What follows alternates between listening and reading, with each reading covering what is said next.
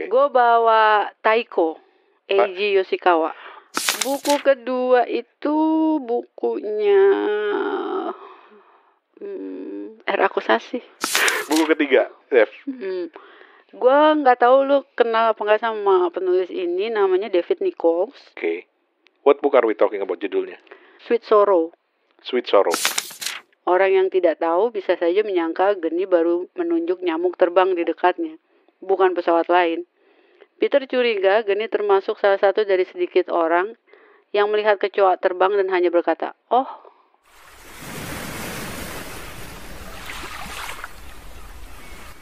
Teman-teman, kita ketemu lagi di Terdampar. Terdampar ini adalah salah satu episode dari podcast Kepo Buku yang niatnya baik kok, mendamparkan orang gitu. Kesannya kok serem banget gitu loh. Tapi kita ingin tahu lebih banyak sebenarnya tentang buku-buku favorit tamu-tamu kita dan bagaimana dampaknya terhadap profesi mereka, kehidupan mereka, relasi mereka dengan orang-orang dan lain sebagainya. Pokoknya kita mau bercerita bagaimana buku itu punya pengaruh terhadap pribadi seseorang. Begitu, kurang lebih seperti itu sih. Cuma biar ciri khasnya Kepo Buku kan kita nggak mau bahas yang berkerut-kerut gitu, yang ribet-ribet sampai dahi berkerut segala macam. Jadi kita bikin permainan. Jadi kita anggap bahwa tamu kita setiap yang datang di segmen Terdampar ini akan kita damparkan di sebuah pulau terpencil, dan mereka hanya bisa membawa 3 buah buku, entah dari koleksi mereka, entah buku yang belum dibaca, atau buku-buku lain, pokoknya bebas. Dan nanti bonusnya adalah 1 buah lagu gitu. Nah, tamu gua kali ini adalah seorang penulis. Tapi bukan jauh sebelum penulis sih. Dia udah penulis waktu gua pertama kali kenal. Kita temenan dulu waktu zaman-zaman blogger ya. Udah tua banget ya. Devina Mariskova, selamat datang. Terima kasih. Sudah siap didamparkan? Gue masih overthinking. Berapa hari gue? So, waktu kita briefing. Ini tamu terdampar pertama yang super overthinking. Jadi waktu kita briefing dia nanya malah, didamparnya berapa lama terdamparnya? Apalagi tadi Berapa orang? Berapa orang? Bawa apa aja orang? Bawa apa aja? Nggak usah dipikir. Itu terdampar ini cuma sarananya gitu. Tapi ya maklum lah, namanya penulis dia. Kita akan ngobrol nanti untuk lihat bagaimana bahkan untuk risetnya aja super ribet kalau menurut gue ya. Tapi nanti kita akan ngobrol ya. Gue pertama kali berkenalan dengan Devina itu lewat novelnya Tokyo to Love. Kebetulan kita sama-sama pernah tinggal di Jepang dan gue suka novel itu karena mengingatkan gue banyak pada suasana Jepang. Dia menggambarnya dengan bagus banget. Iya. Apa kabar siapa? Nina ya? Nina tokoh utamanya sekarang. Udah kira-kira kalau ada sequelnya Nina sekarang udah di mana ya?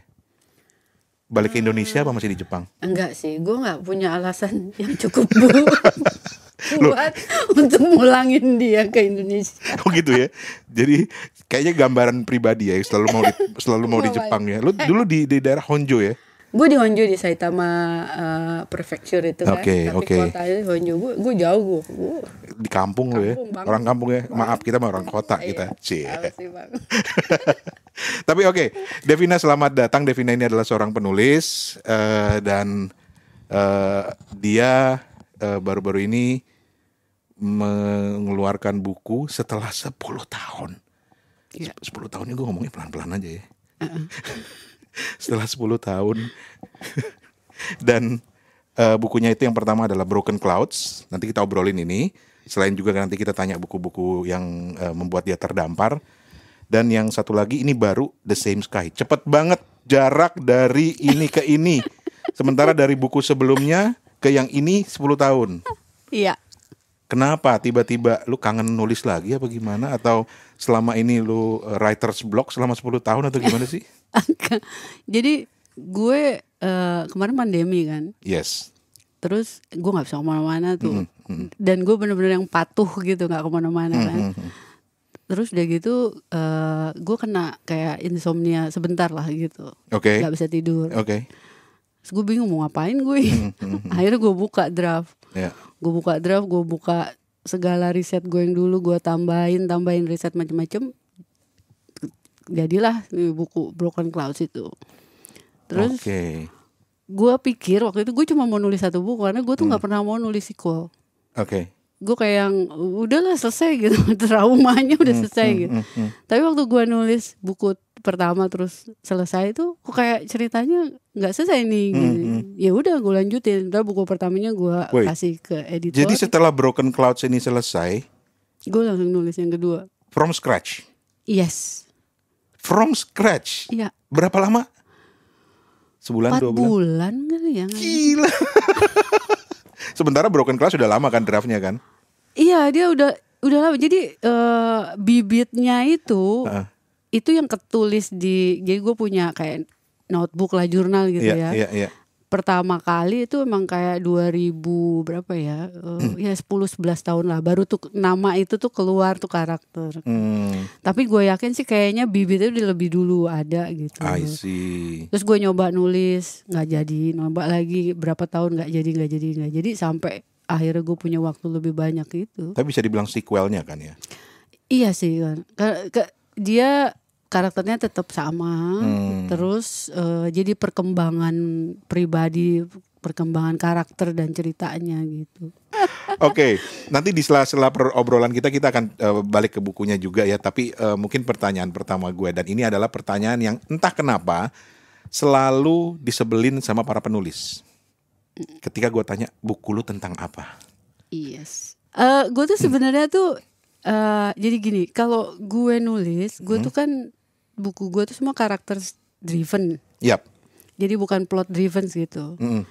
Nah, pertama kali yang muncul tuh justru bukan plotnya. Jadi berbelas tahun, 11 tahun yang lalu tuh yang pertama kali muncul adalah nama Wisanggeni. Yang gue tahu dia harus berumur 27 tahun sampai 35-an lah ya, nggak boleh lebih dari itu. Dan dia harus pilot, tapi waktu itu gue belum tahu pilot apa. Jadi lu punya tokoh, usia dan profesinya udah ada. Udah ada, itu Tapi muncul. plot dia. ceritanya belum ada. Belum ada. Yang gue tahu adalah dia punya sesuatu yang belum selesai gitu. Gokil. Dan yang belum selesainya itu yang buat yang lama gitu buat gue untuk nemuin apa gitu. Terus waktu gue mulai ngeriset lagi, terus gue mulai ngedraft awal-awalnya tuh kan karena dia pilot, gue jadi harus banyak ngeriset tentang penerbangan kan, aviasi. Terus tadi gue mau kasih dia jadi pilot penerbang pesawat komersil lah yang gede-gede gitu kan. Kayak nggak mau gitu dia, mentok. Ini kayaknya cuma penulis yang bisa paham nih.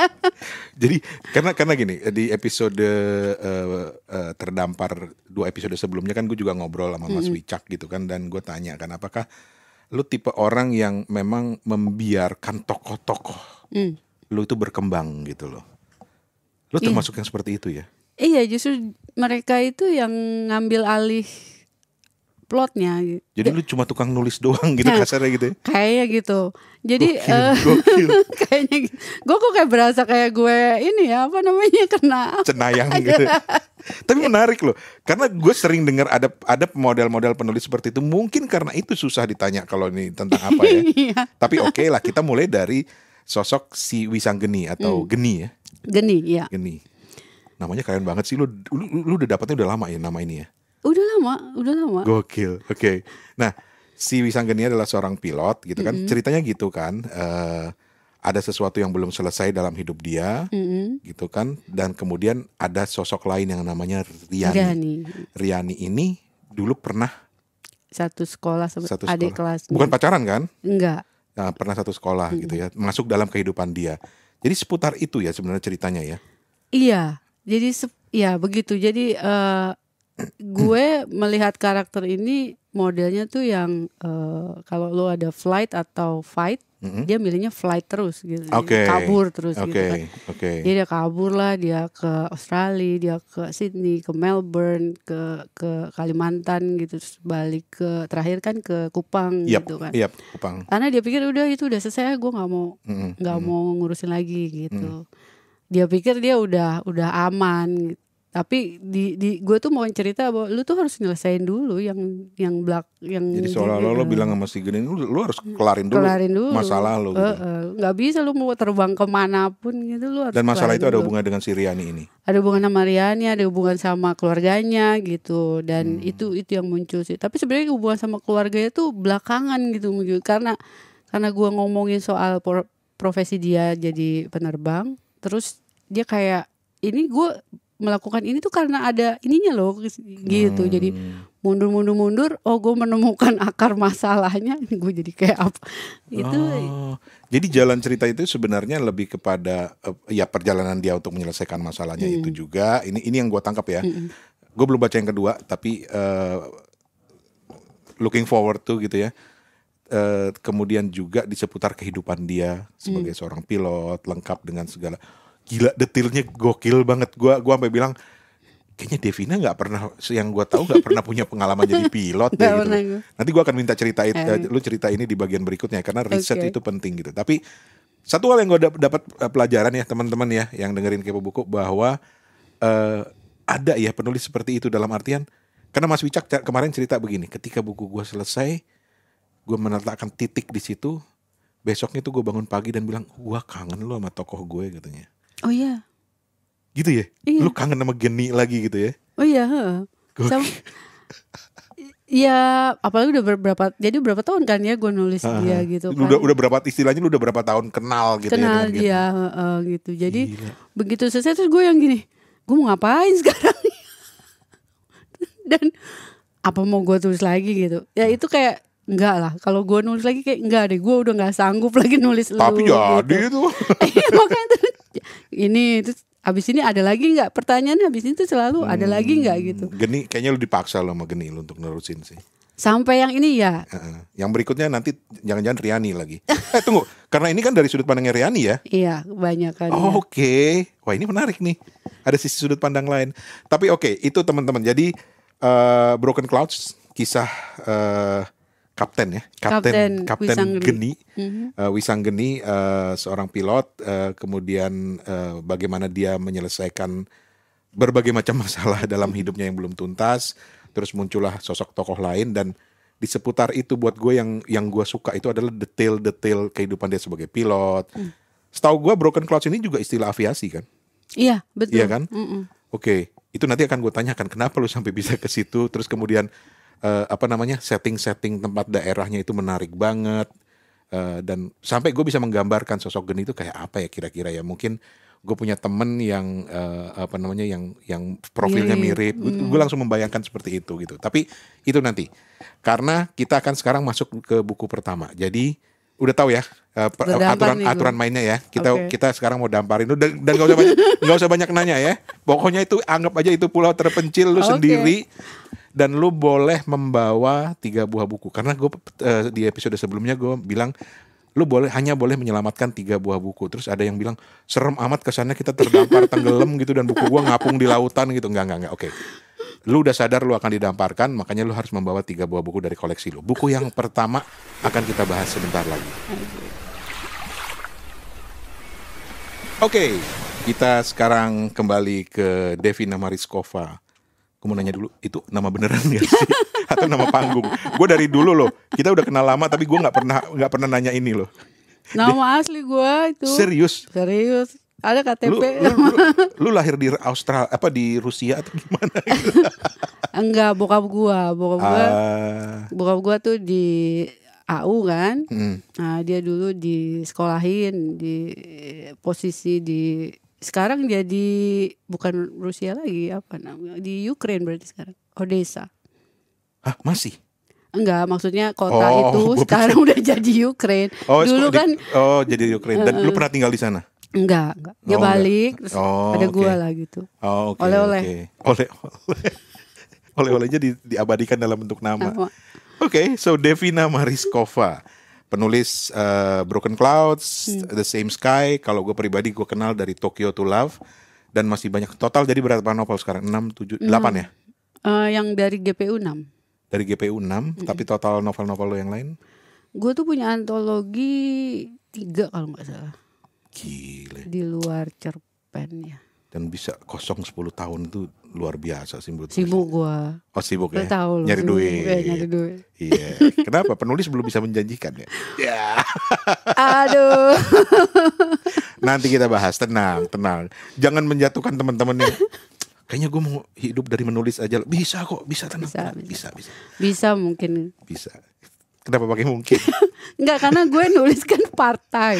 Oke. Not even part time, I think.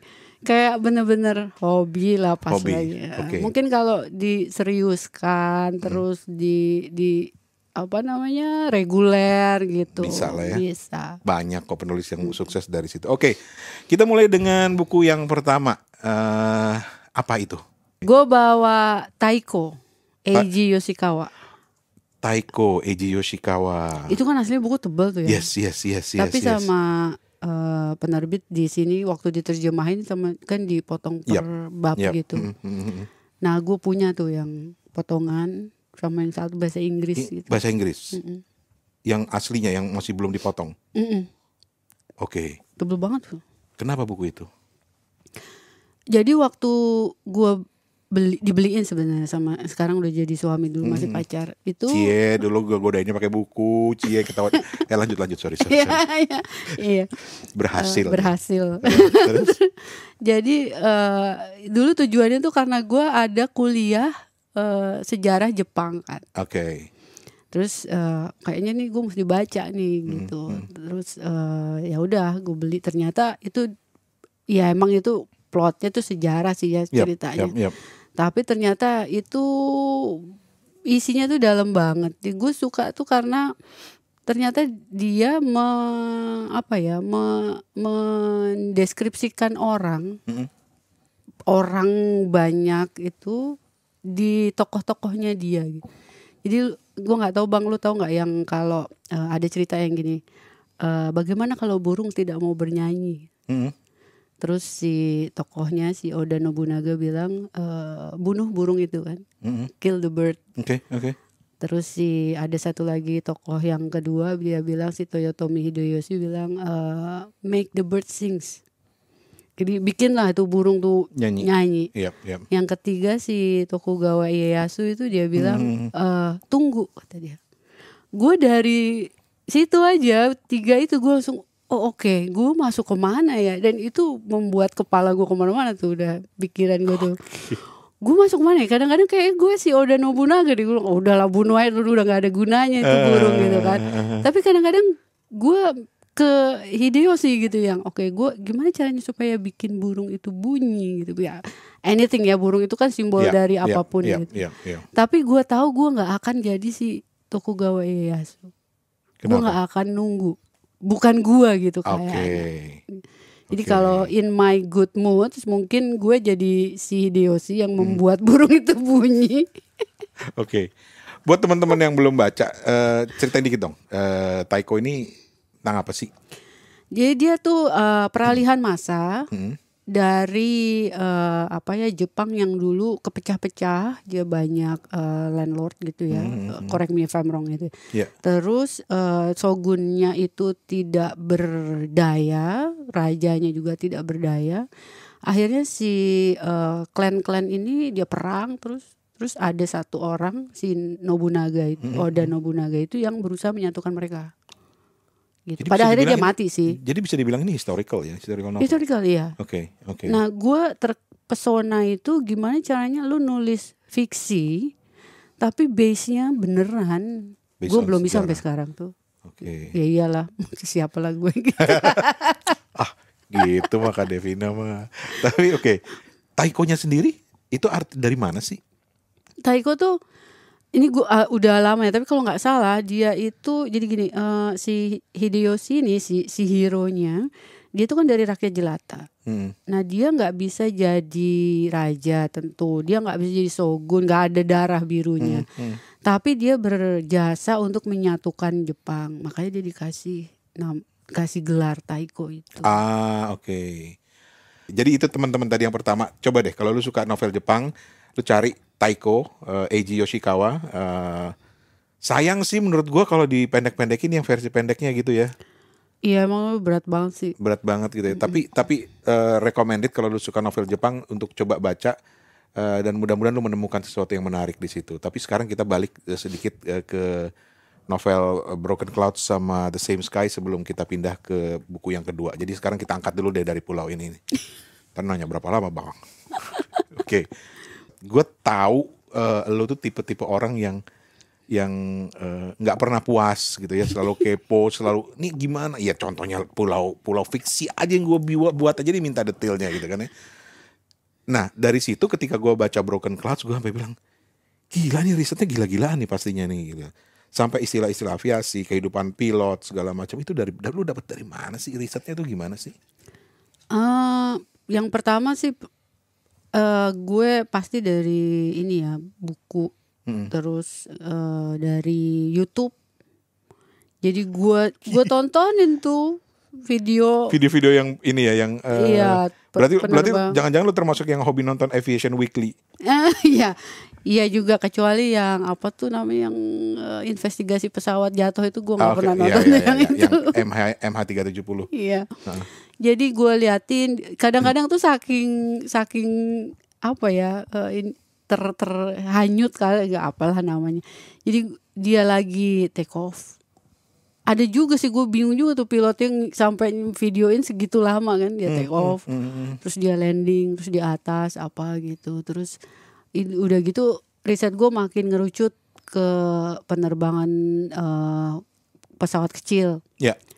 Terus sampai ke perintis tuh, waktu itu ada film dokumenter BBC. Ya.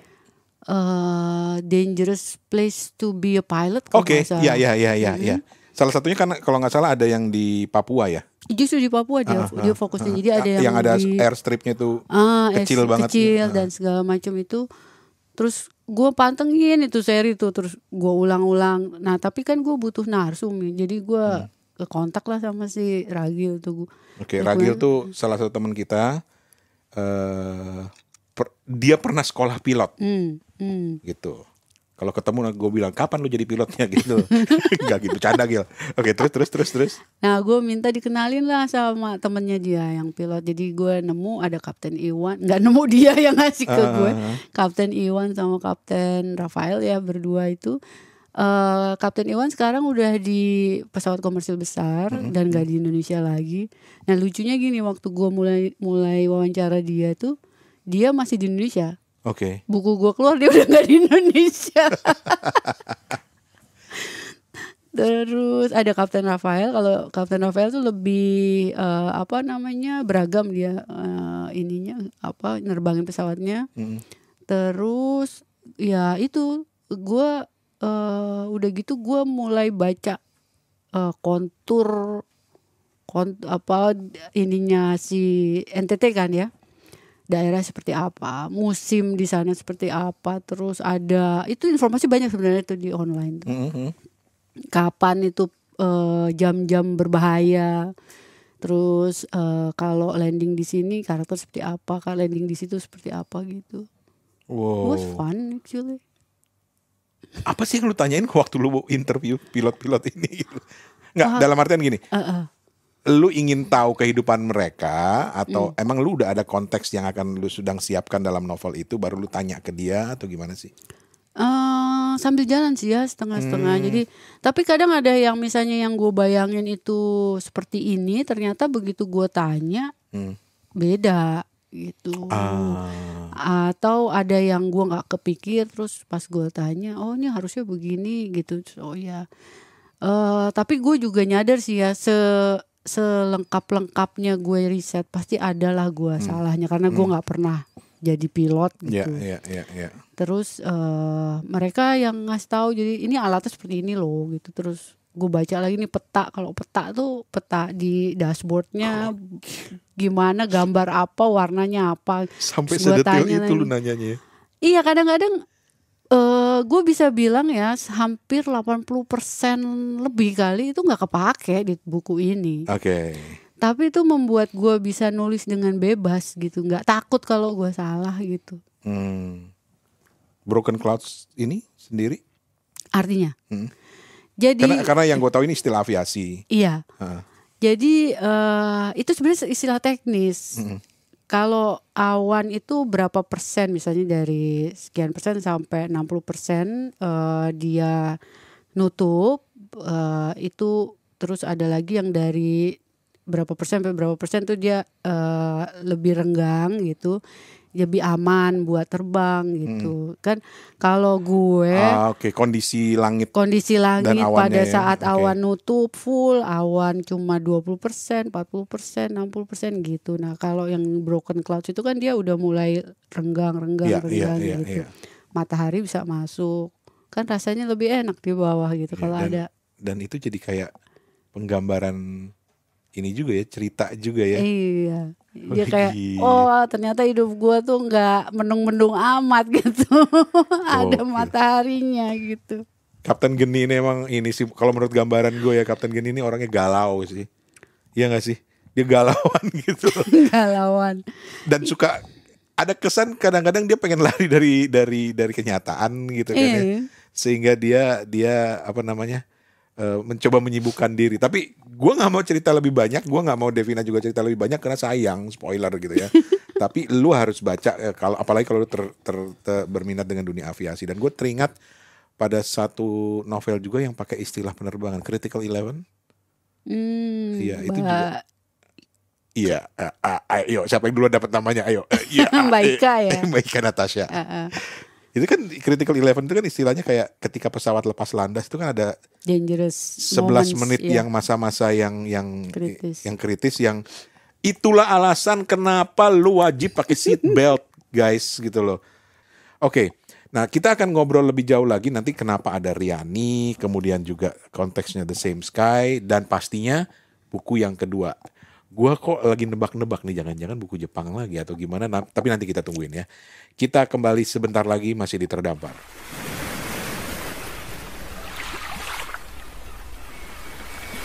Oke, teman-teman, kita kembali lagi di Terdampar bersama Devina Mariskova dengan penulis dari Broken Clouds dan juga The Same Sky.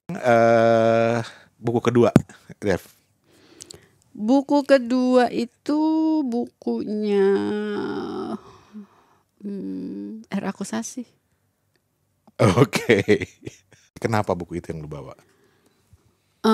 Jadi itu buku nyokap gue dulu beli waktu gue masih SD. Itu kayaknya dia yang versinya waktu zaman dulu tuh yang panjang gitu kan? Iya, betul yang ukuran panjang. A4. Kan? Iya. Terus itu gue baca sampai detil-detilnya itu, terus banyak hal kayaknya yang gue gini, ini orang kok kayak gini sih, si Dewa katanya kayak gini gitu ya. Banyak pertanyaan, tapi gue seneng ceritanya ya itu kan epic ya. Yes. Terus habis itu hilang tuh pas gue gede tuh buku hilang, tapi itu kayaknya membekas banget gitu. Kalau gue ngomongin childhood, itu ada di si buku, dua buku itu, Mahabharata, Bharatayuda. Atau kalau gue lihat buku itu, maka kayak tiba-tiba memori gue tuh langsung relate ke masa kecil gue. Gitu. Terlontar ke masa itu ya. Gitu. Oke, apa sih yang lu suka apa memang lu suka dengan cerita kisah-kisah pewayangan ini, atau memang karena kebetulan lu baca dulu? Ya, kita dulu nggak banyak alternatif sih ya. Iya. Ada komik ini baca. Ya baca. Ada Petruk Garing baca. Cuma satu yang gue hindarin, komik Surga Neraka, itu gue gak mau baca gitu, gue takut banget itu. Padahal di mana-mana tuh di penyewaan komik. Tapi kenapa komika Era Akusasi? Itu kenapanya gue juga nggak tahu tuh ya. Tapi dia kan memang ceritanya epic ya. Iya. Dan buat anak SD gitu kayak gue lihat kok bisa ya orang berlaku seperti ini gitu. Misalnya kita ngomongin soal Kurawa gitu. Kurawa, iya. Tapi terus gue lihat si Pandawa 5 gitu, si Yudhistira, kok bisa sih, katanya dia orang baik banget tapi kok begini, yang itu sih. Jadi banyak pertanyaan, dan gue baru tahu bahwa di Mahabharata Bharatayudanya Era Akusasi itu dimasukin unsur wayang Jawa, cerita. Oke. Jadi kayak ada. Maksudnya gimana? Kalau lu Mahabharata Bharatayuda yang India asli, lu nggak ada tuh tokoh-tokoh kayak Wisanggeni di situ. Oh. Jadi ada tokoh-tokoh yang Jawa ditambahkan. Gue nggak tahu apa Jawa atau Indonesia keseluruhan gitu. Dan itu gue baru tahu. Jadi waktu dan ada satu lagi tuh, kalau kita ngomongin Ramayana misalnya Rama Sinta di Indonesia tuh kan Ramanya yang kayaknya dia jagoannya lah, dia pahlawan. Iya. Tapi begitu ini yang gue baca ya, could be wrong. Terus di India tuh terbalik, justru si Rawananya itu dianggap lebih bagus karena dia mau menerima Sinta apa adanya gitu. That makes sense. Iya kan? Iya, make sense, beneran loh. Itu. Rawan, iya, oke. Ya dia emang nyulik sih gitu, udah nyulik lo udah jelek lah gitu. Tapi kan selalu ada alasan orang melakukan sesuatu. Jadi kayak gitu. nggak hitam putih gitu loh, ada. Iya benar. Nggak, dibilang salah nggak juga sih, dibilang benar ya nggak, lu salah juga gitu. Iya benar ya. Wisanggeni. Jadi lu Wisanggeni itu namanya dari sini? Dari era Kosasi. Dari era Kosasi gue tahu nama Wisanggeni, tapi gue waktu nulis itu juga gue nggak kepikiran. Geni, karena sementara kalau gue, karena lu sering di Instagram lu nyebut geni gitu. Api gitu kan, kayak iya, api. Kayak karakter orangnya yang gitu, seperti itu kan ya. Tapi ya Api si Kapten Geni mah kebalikannya kan? Iya, dia bukan api dia. Iya, itu juga yang gue membuat dia itu harusnya seperti api, tapi dia justru berkebalikannya dari api gitu.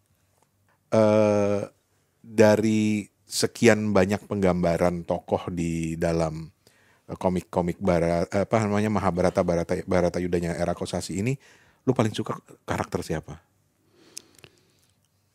Waktu itu gue pikir gue suka sama Yudhistira. Oke. Tapi begitu kan kadang kita kalau baca ya, begitu ceritanya kan tetap ya itu cerita buku itu ya, lu mau baca umur sekian sama sekian itu tetap. Yep. Tapi begitu lu dewasa gitu, umur lu bertambah, lu baca lagi, lu kan punya perspektif yang berbeda. Yes. Gue justru sekarang lebih respect sama Bima. Oke. Dia tulus gitu ya.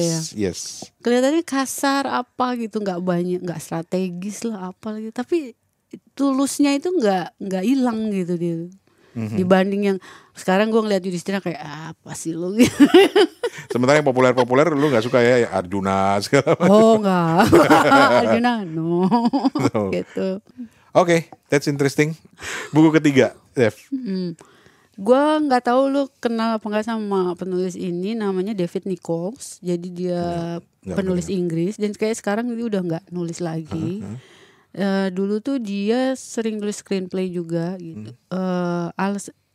Lu tahu film One Day ya, gue lupa.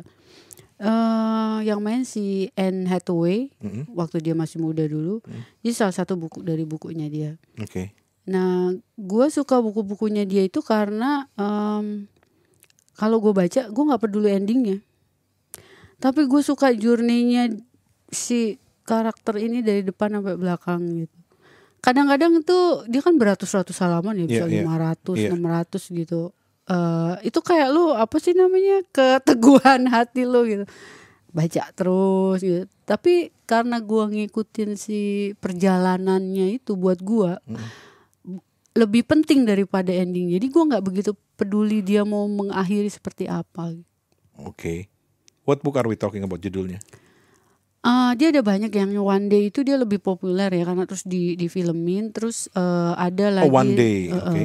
Terus ada lagi Us, cerita tentang suami istri dan anak yang masih remaja gitu.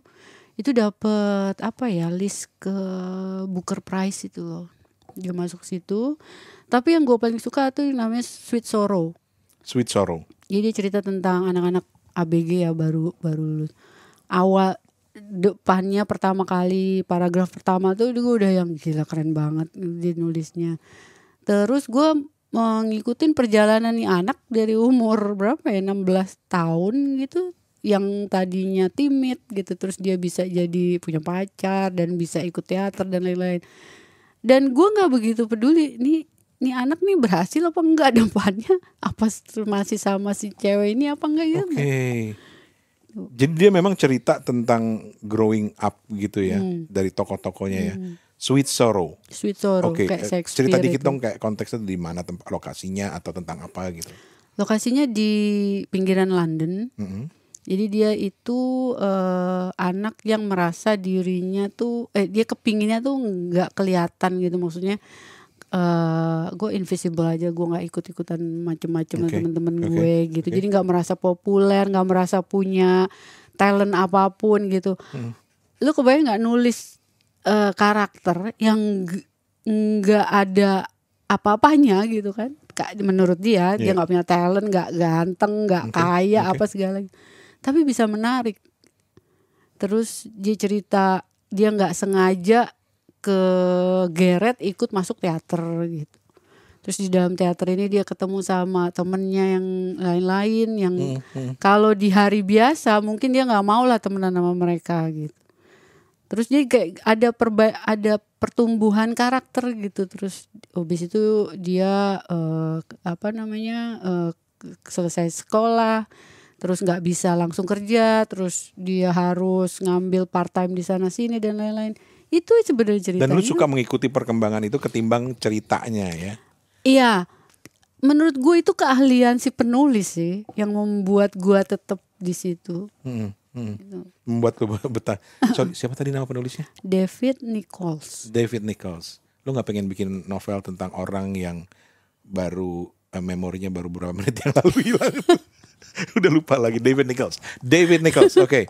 Nanti David. gue lu jadi narsum. Boleh. Gue tuh gitu loh. Kita baru ngobrol sesuatu terus gue udah inget. Tadi apa judulnya? Gitu. Sweet Sorrow gitu. Lu tanya gue sekarang buku yang kedua lu apa? Gue juga lagi mikir nih apa tadi. Oh enggak, era Kosasi. Ingat gue yang pertama Taiko Eiji Yoshikawa. Alhamdulillah masih bagus memori gue. Oke. Kita akan masuk ke segmen berikutnya, tapi sedikit dulu cerita dong tentang The Same Sky ini sebelum kita break. The Same Sky ini kan fokusnya lebih kepada Rianinya ya. Oke, itu gimana sih ceritanya gimana?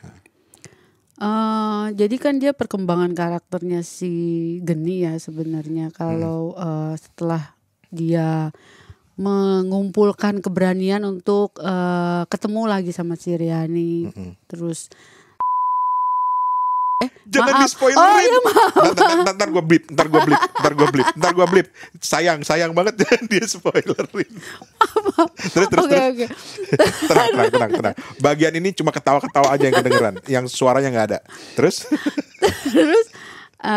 jadi gue nambahin di sini itu perjalanan karakternya si Riani.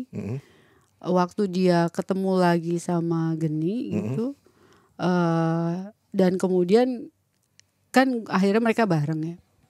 Gue mau ngasih lihat bahwa hidup itu nggak salah, nggak bener gitu. Oke. Dari kisahnya mereka lah. Jadi di mereka ada beberapa konflik dan lain-lain gitu. Gue kepingin bisa ngasih lihat ke pembaca bahwa kadang lu bisa bener, kadang lu bisa salah. Jadi gue nggak mau ada karakter hitam banget, putih banget. Pengaruh era Kosasi, saudara-saudara. Langsung ketebak. Iya memang sih hidup nggak selalu hitam putih sih ya. Iya, ya, kadang-kadang kita tuh sebagai pembaca tuh kepengennya dimanjain gitu kan. Yes. Gue kepengen tahu moral of the story-nya tuh pokoknya si jagoan nih jagoan mulu gitu. Si penjahat tuh pasti salah melulu gitu. Nah gue kepingin yang baca tuh sama seperti gue waktu nulis. Gue nggak bisa bilang lu jahat kok gitu. Gue nggak bisa bilang lu baik juga gitu. Should I be expecting a happy ending di sini? Oke. Langsung kebayang. Oke. Blip. Tapi teman-teman itu dia. Jadi Broken Clouds, The Same Sky, dan gue punya satu kebiasaan ketika gue ngundang penulis, gue akan minta dia untuk membacakan. Karena bukan apa-apa kayak Mas Wicak kemarin kayaknya pressure banget disuruh bacain novelnya doang. Tapi gue cuma pengen dapat taste gaya tulisannya, style bertuturnya kayak gitu loh yang ingin gue dapatkan, dan rasanya nggak ada orang yang lebih tepat untuk melakukan itu selain penulisnya sendiri, karena pasti lu bernarasi kan di kepala lu ketika lu nulis itu kan pasti gitu. Tapi tenang, masih ada waktu untuk tarik nafas. Kita break dulu. Gue sekarang mau ngajak dia untuk membahas bonus lagu, karena gue melihat kayak bahwa kita juga bisa melihat karakter seseorang dari lagu yang dia pilih. Lagu apakah itu? Gue bisa nebak sih kayaknya sesuai dengan umur juga. Tapi nanti ya kita akan break sebentar.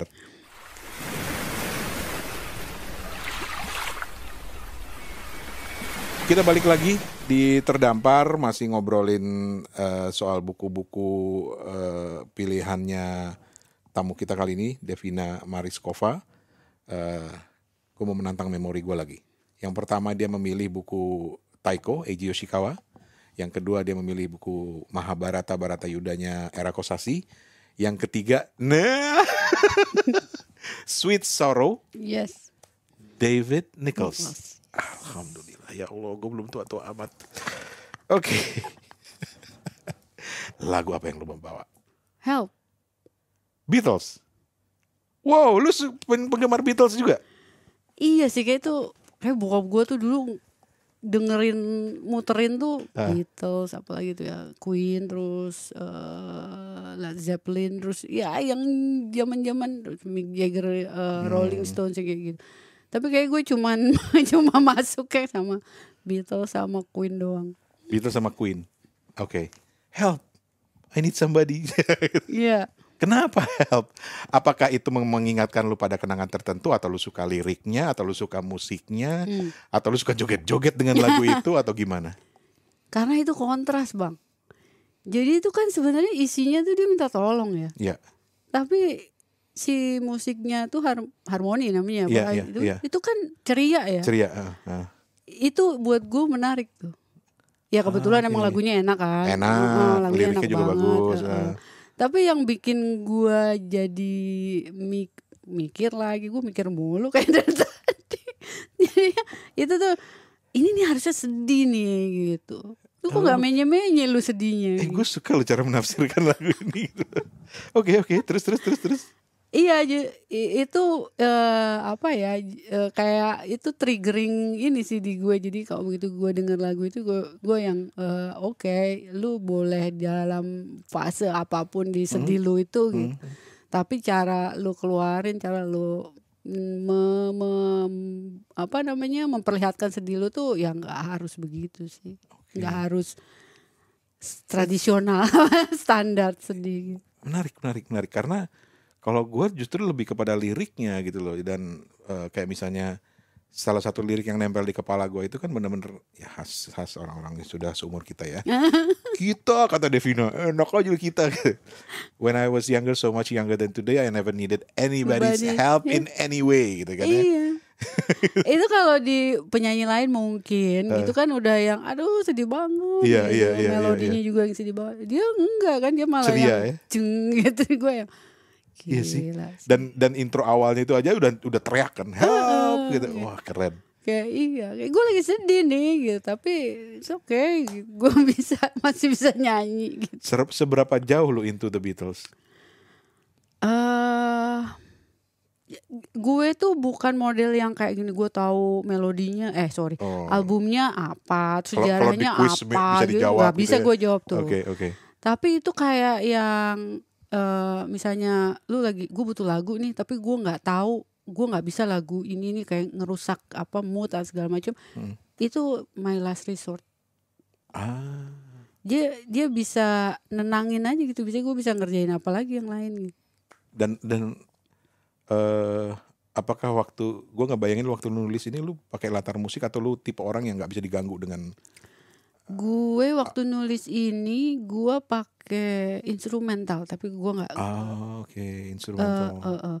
Kalau gue tuh I think my curse itu sense gue agak berlebih ya. Jadi begitu gue denger lirik atau gue baca sesuatu tuh gue langsung yang bubar.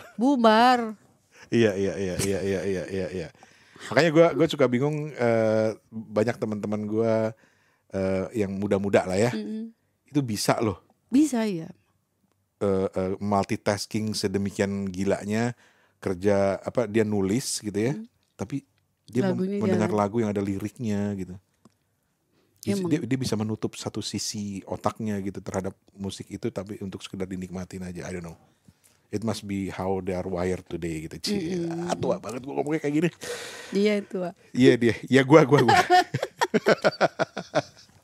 Teman-teman, itu Terdampar, tapi tentu kita tidak akan meninggalkan pulau ini sebelum kita mendengarkan Devina menyanyikan lagu Help. Silakan. Oh enggak ya, salah. Enggak.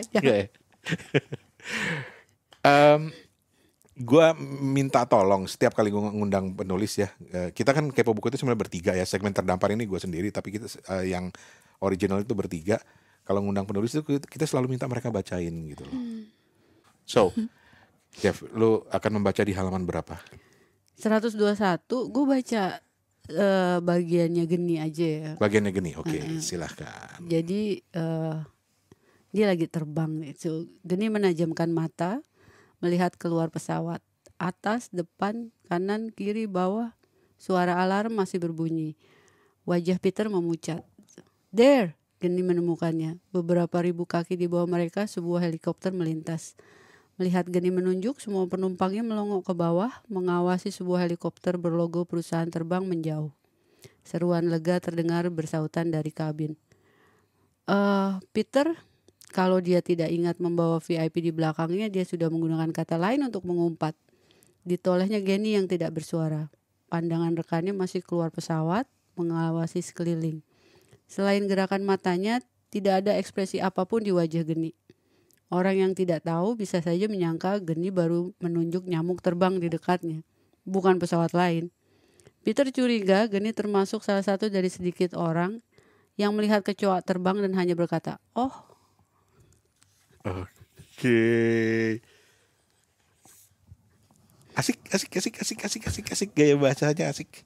Sih, kalau dibacain sama penulisnya beda lah dengan gue misalnya kalau gue baca kan, karena apa? Membaca itu juga ada penafsiran kan, misalnya lu harus tahu sosok Geninya seperti apa segala macam. Kita kayak misalnya dingin, tangan Geni terjulur membentulkan posisi kardigan hitam menutupi bahu Riani. Riani menyentuh, waduh adegan dewasa ini. Riani menyentuh tangan Geni di bahunya. Bayar bil ya. Bayar bil. Adegan dewasa. Jari-jari Geni balik mengelus. Buat gue itu kurang dapet gitu loh. Kecuali memang orang itu udah baca dulu novelnya secara keseluruhan, memahami, baru kemudian dia baca, dia bisa menjiwai. Nah, hanya penulisnya sih yang bisa menjiwai. So teman-teman, The Same Sky dimulai dengan Broken Clouds. Yang kedua adalah The Same Sky. Silakan dibaca, dan tentu saja rekomendasi dari Devina tadi juga bisa lu coba ya, buku-buku yang dia bawa ketika terdampar dan juga lagunya juga gitu. Teman-teman terima kasih banyak. Dev, ada yang lo ingin sampaikan kepada para pembaca atau calon pembaca dari apa ya? Broken Clouds dan The Same Sky? Mulai dari clean slate gitu loh, jangan ada ekspektasi tertentu. That's a good one. Mulai dari benar-benar clean slate. Jadi mulai dari jangan ada ekspektasi, pokoknya lu benar-benar terjun langsung ke dunianya Kapten Geni, dan lu akan menemukan sebuah pengalaman yang menarik gitu. Gitu ya. Oke. Karena jujur gue bilang this kind of novel is not my cup of tea. Tapi gue mengikuti ceritanya, penggambaran sosok pilotnya segala macam, gue jadi tertarik untuk terus baca gitu loh. Terima gitu. kasih. Plus karena gue suka juga dunia aviasi gitu ya. Jadi endingnya gimana? Alah, bocoran. So, Dev, thank you banget. Terima kasih Bang Sukses. Rane. Sama udah diundang. Sequelnya The Same Sky ditunggu ya.